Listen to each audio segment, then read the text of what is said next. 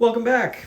We got a new arrival in the house. This arrived right before, well, it should have arrived right before I went to BotosCon, but unfortunately didn't arrive until I was already there. I wanted to bring it and play it and do a report on it. Didn't get that chance, but this is brand new from designer Robert Dulesky and artist Domhnall Haggerty and Capstone Games. Fire and Stone, Siege of Vienna, 1683. I've been very excited about this since I first found out about it. The box got a little banged up in shipping, but it's all right. It's not a huge deal. This is, it's a sturdy box, by the way. This is a sort of lightweight card, not card driven in the traditional sense, but certainly card driven for gameplay purposes. About, of course, the very famous Siege of Vienna from 1683 between the Ottomans and the Austrians, I guess, Austro-Hungarians. So I just figured we'd go through the box and see what's in here. It's a very nice production. Here's an individually wrapped sequence of play series of sheets. I guess they did this to protect it while it was in transit. Let's get these open and just take a look if they're the same. You can see the really great illustration on the historical and designer notes there.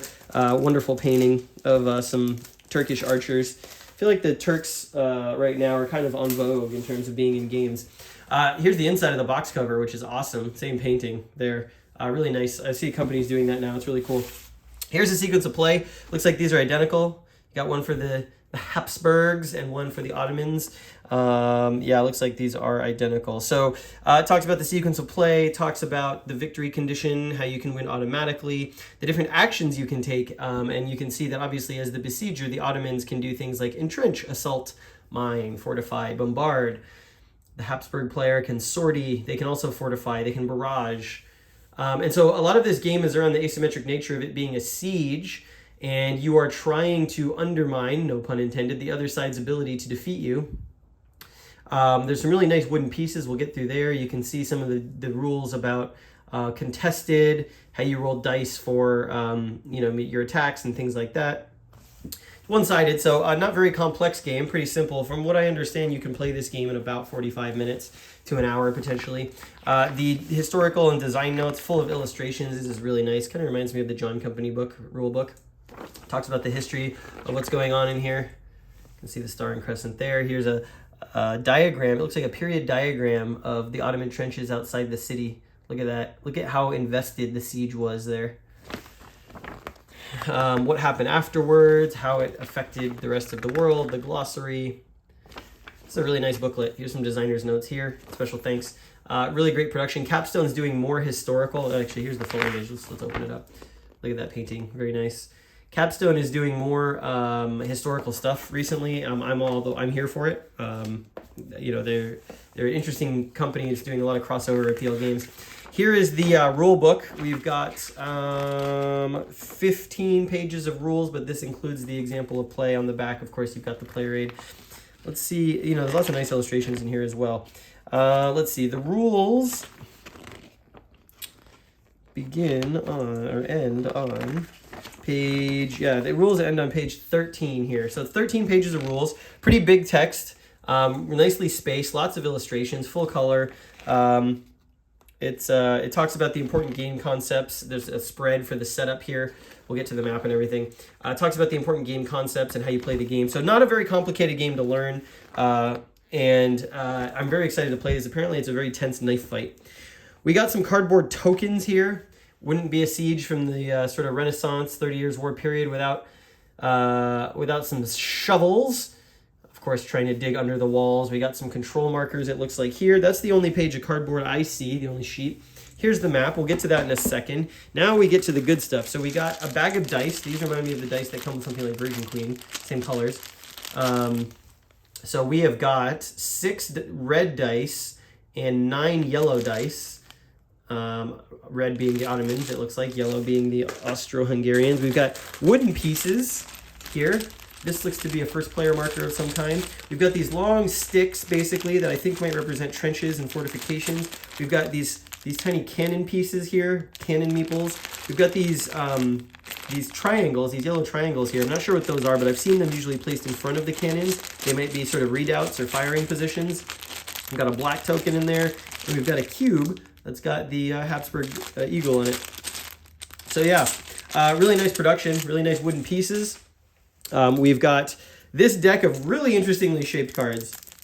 I don't know that I've seen cards in this. They remind me of like cigarette package inserts. Look at the size of these. These are really interesting. You're gonna be hard to find sleeves for these, I think.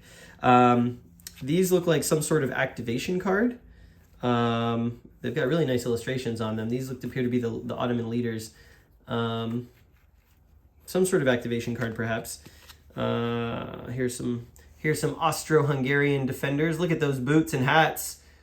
This is, of course, 1683, so we're talking after the 30 Years' War, or, you know, sort of the transitionary period to the 18th century, that sort of, you know, kind of swashbuckling era. This guy's got looks like a flintlock rifle and a hell of a beard, or a hell of a mustache. So yeah, so these are really nice. They look like they're activation cards for each side, I would assume. We'll find out, I guess, when we play.